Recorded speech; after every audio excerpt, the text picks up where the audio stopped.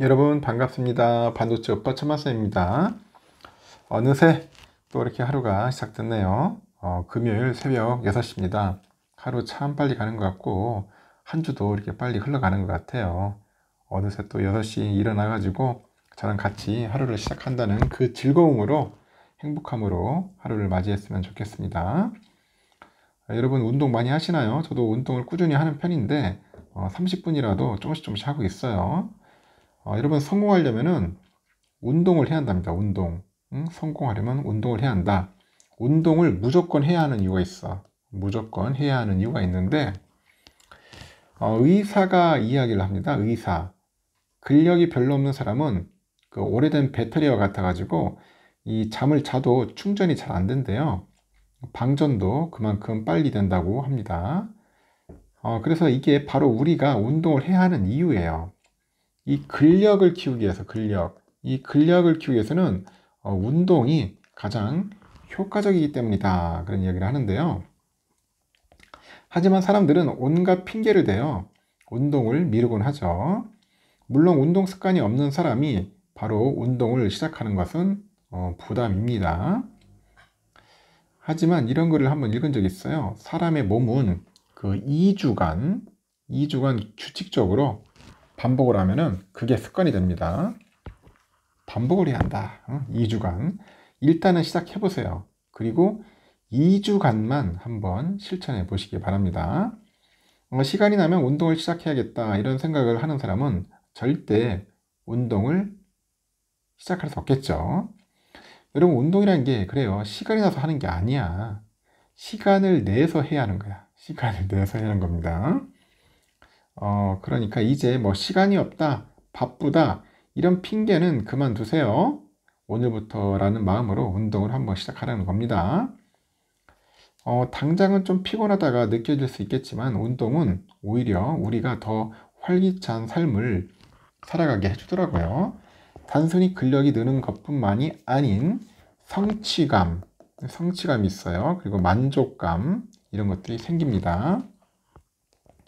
핑계는 사람을 게으르게 할 뿐이겠죠. 좋은 습관이 더 좋은 나를 만드는 겁니다. 그래서 여러분 한번 시도를 해보시고 도전을 해보십시오. 운동으로 해보시면 좋을 것 같습니다. 그러면 또 삼성의 이야기 한번 또 전달토록 하겠습니다. 사진 속에 있는 인물은 이재용 회장이네요. 이 바티칸에 갔는가 봐요. 바티칸. 교황을 만났다. 뭐 그런 이야기가 있는데 이재용 삼성전자 회장이 그 바티칸의 그 프란치스코 교황을 만난 사실이 뒤늦게 확인이 됐네요. 교황청에 따르면 이 회장은 지난달 27일 날 바티칸 사도궁에서 교황을 개인 아련했다, 그런 이야기가 있어요.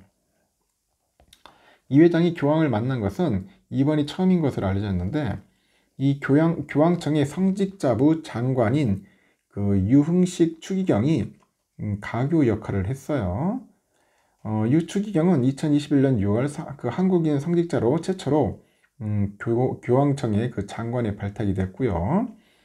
22년 5월 29일이죠. 29일 날 한국인 네 번째로 추기경으로 이제 임명이 됐다고 합니다.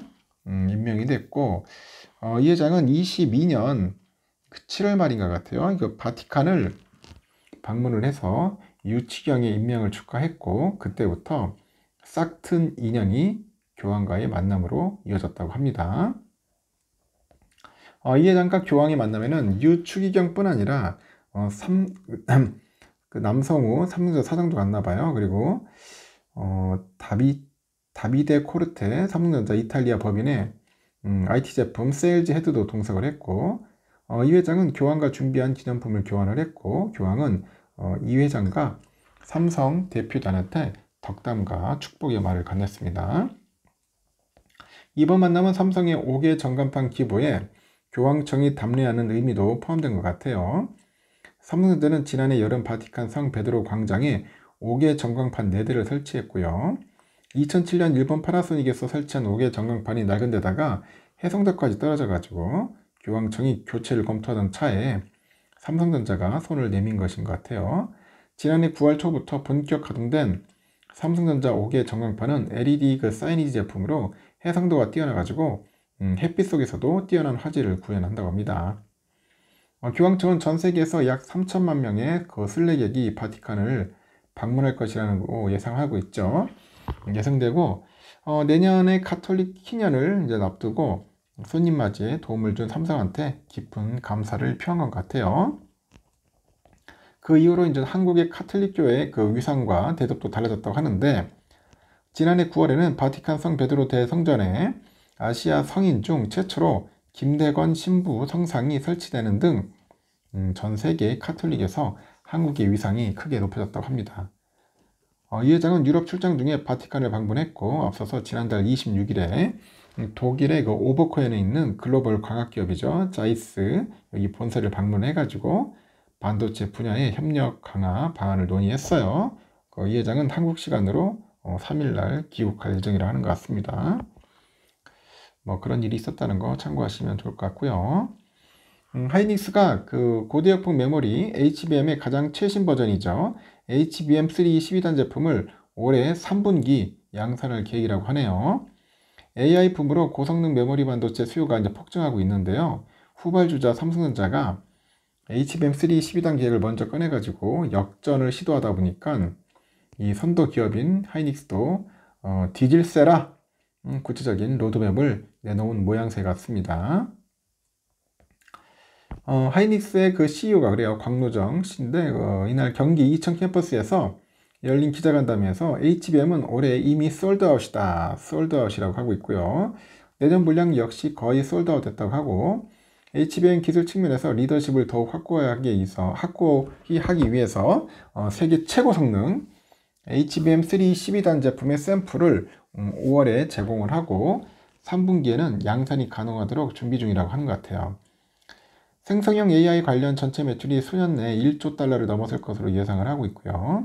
이 AI에 특화된 초고속 초고용량, 이 저전력 메모리 수요는 폭발적으로 증가하고 있습니다.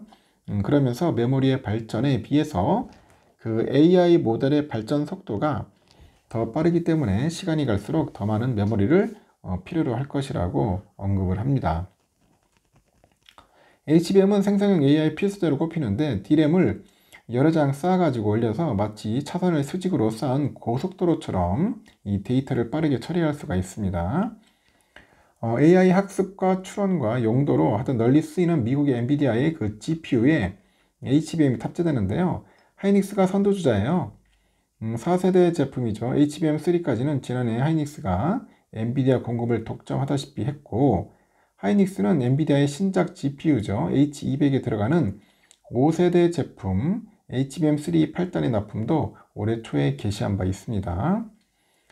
이렇게 대규모 투자 계획도 밝혔고, 앞서서 하이닉스는 충북 청주에 건설할 신규 디램 공장 M15X에 5조 한 3천억 정도를 투자하기로 결정을 해요.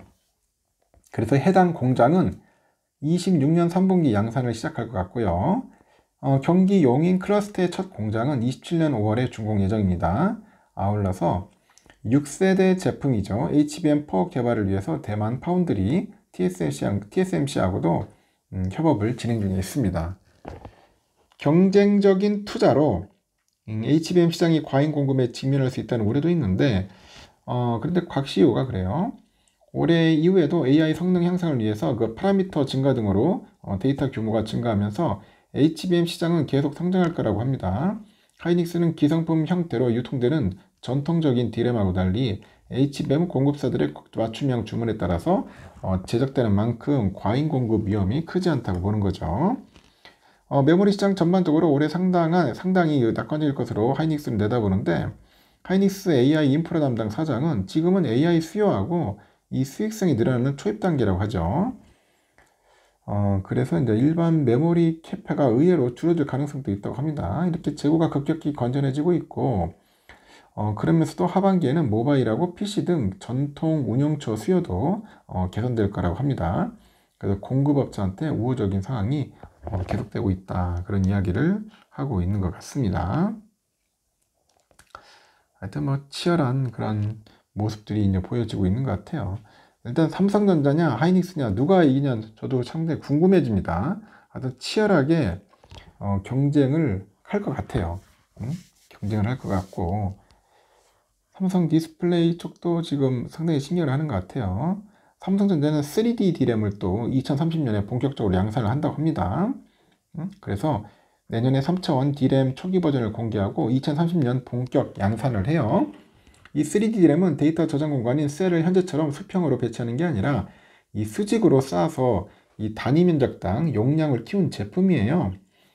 D램에 여러 개를 쌓아가지고 데이터 처리 용량을 키운 그 HBM과 달리 개별 D램의 내부 구조 자체를 바꾼다는 점에서 이 반도체 성능의 한계에 도전하는 혁신적인 제품으로 평가가 되는 거죠. 삼성은 2일날 뉴스룸을 통해서 10나노미터 이하의 D램에 이 수직 채널 트랜지스터를 활용하는 새로운 구조에 대한 연구 개발을 진행 중인데 2030년 3D D램 상용화에 나설 계획이라고 합니다. 지난 3월에는 한 학술 행사에서 이 3D D램 개발 로드맵을 공개한 이후로 2개월 만에 제품 양산 시점을 공식화했고요. 당시 삼성은 VCT 기술을 활용해서 초기 버전의 3D D램을 2025년 선보이고 전체 셀을 쌓아 올린 적층의 3D D램은 2036개에 선보인다는 계획을 공개했죠. 이렇게 삼성은 올 연말에 양산할 예정인데 그 AI 가속기죠. 이 마하1에 이어서 차세대 제품인 마하2에 들어갈 2의 그 개발에 들어갔는데 경기한 사장도 지난달 26일 열린 사내 그 경영 설명회에서 이 마하1을 개발하는 동시에 5월 1일부터 마하2 개발을 시작한다고 합니다. 삼성은 마이크로소프트 등 AI 사업에 적극적인 빅테크를 대상으로 해서 마하2를 납품하는 방안을 현재 추진 중이다. 그렇게 보시면 될 것 같습니다. 삼성과 관련된 이야기는 여기까지 하겠습니다, 여러분. 좋은 하루 보내시고요. 다음 시간에 또 뵙도록 해요.